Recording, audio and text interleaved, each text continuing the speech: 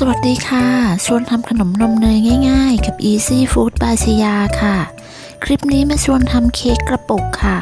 เค้กกระปุกสูตรนี้ใช้เนื้อเค้กชิฟฟ่อนวานิลาตกแต่งด้วยบัตเตอร์ครีมและแยมฟิลลิ่งค่ะทำง่ายๆไม่ยุ่งยากนะคะเราไปดูส่วนผสมกันเลยค่ะเตรียมส่วนผสมเสร็จแล้วเราก็ไปเริ่มลงมือทำกันเลยค่ะก่อนอื่นเราก็มาเปิดเตาวอร์มไฟก่อนค่ะจากจะอบด้วยอุณหภูมิ160องศาก็จะเปิดเตาวอร์มไฟไว้ที่165ถึง170องศาเพื่อป้องกันไฟลดลงจากการที่เราเปิดปิดเตาค่ะต่อไปเราก็จะมาแยกไข่ค่ะจะใช้เป็นไข่ไก่เบอร์2จำนวน3ฟองแยกไข่แดงและไข่ขาวออกจากกันโดยระวังอย่าให้มีไข่แดงติดไปในไข่ขาวค่ะเสร็จแล้วต่อไปเราจะมาทำส่วนผสมของไข่แดงก่อนค่ะใส่น้ำตาลทรายเกลือและนมสดลงไปในไข่แดงจากนั้นคนส่วนผสมให้เข้ากันค่ะเมื่อคนส่วนผสมเข้ากันดีต่อไปก็จะใส่น้ำมันพืชค่ะตามด้วยกลิ่นวานิลา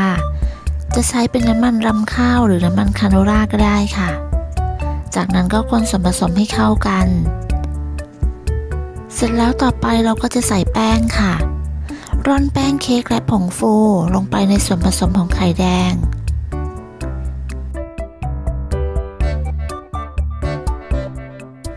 จากนั้นใช้ตะกร้อมือคนส่วนผสมให้เข้ากันคนส่วนผสมให้เข้ากันด้วยความเร็วจนส่วนผสมเข้ากันดีและไม่เหลือเม็ดแป้งจากนั้นพักไว้ก่อนค่ะต่อไปเราก็จะมาตีไข่ขาวค่ะไข่ขาวเบอร์2จำนวน3ฟองเปิดสปีดความเร็วกลางตีให้ขึ้นฟองหยาบเล็กน้อยจากนั้นใส่ครีมออฟทาท่าค่ะหากไม่มีใช้น้ำมะนาวหรือน้ำส้มสายชูแทนได้ค่ะจากนั้นทยอยใส่น้ำตาลทรายค่ะจากแบ่งใส่น้ำตาลทรายทั้งหมด3ครั้งค่ะ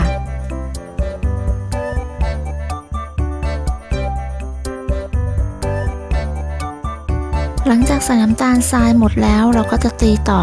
จนกระทั่งไข่ขาวมีลักษณะเป็นสีขาวนวลเป็นริบบอนตั้งยอดปานกลางประมาณนี้ก็ใช้ได้แล้วค่ะจากนั้นตีต่อด้วยความเร็วต่ำ30วิเพื่อตัดอากาศค่ะ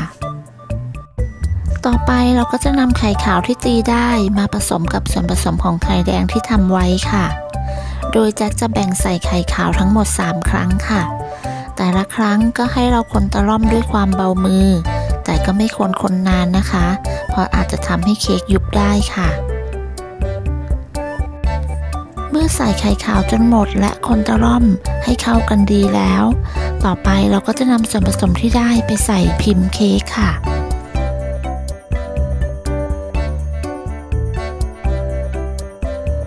ตักส่วนผสมที่ได้ใส่พิมพ์เค้กเป็นถ้วยจีบกระดาษค่ะเบอร์3217สูตรนี้จะได้ประมาณ20ถ้วยค่ะหากใส่เตาอบได้ไม่หมดในครั้งเดียวก็สามารถพักได้ค่ะแต่ไม่ควรพักนานเมื่อชุดแรกเสร็จก็รีบนำชุดที่2เข้าอบทันทีค่ะก่อนนำเข้าอบก็ให้เราเคาะเบาๆ 2-3 ครั้งเพื่อไล่อากาศค่ะจากนั้นก็นำเข้าอบด้วยอุณหภูมิ160องศาเป็นไฟบนล่างไม่เปิดพัดลมจะใช้เวลาอยู่ที่ประมาณ 13-15 นาทีค่ะเมื่อเค้กสุกแล้วก็นำออกจากเตาเคาะเบาๆ 2-3 ครั้งเพื่อให้เค้กเซ็ตตัวจากนั้นจะคว่ำเค้กไว้ค่ะพักไว้ให้เย็นพอเย็นแล้วเราก็จะนำมาตกแต่งได้เลยค่ะ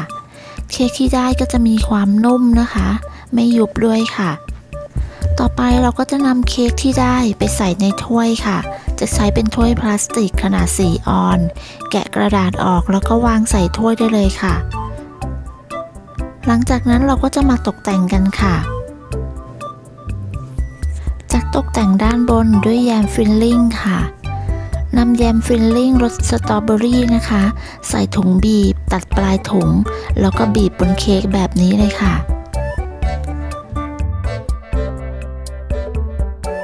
ต่อไปเป็นฟิลลิ่งบลูเบอรี่ค่ะนำมาใส่ถุงบีบตัดปลายถุงแล้วก็บีบบนหน้าเค้กเลยค่ะ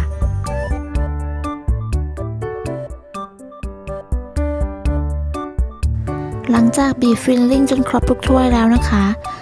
ต่อไปก็ตกแต่งด้วยบัตเตอร์ครีมค่ะ วันนี้จะใช้บัตเตอร์ครีมนมข้นหวาน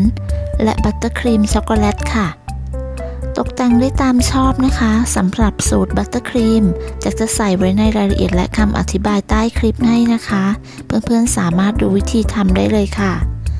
สูตรบัตเตอร์ครีม2สูตรนี้ทำง่ายแล้วก็อร่อยมากๆเลยค่ะ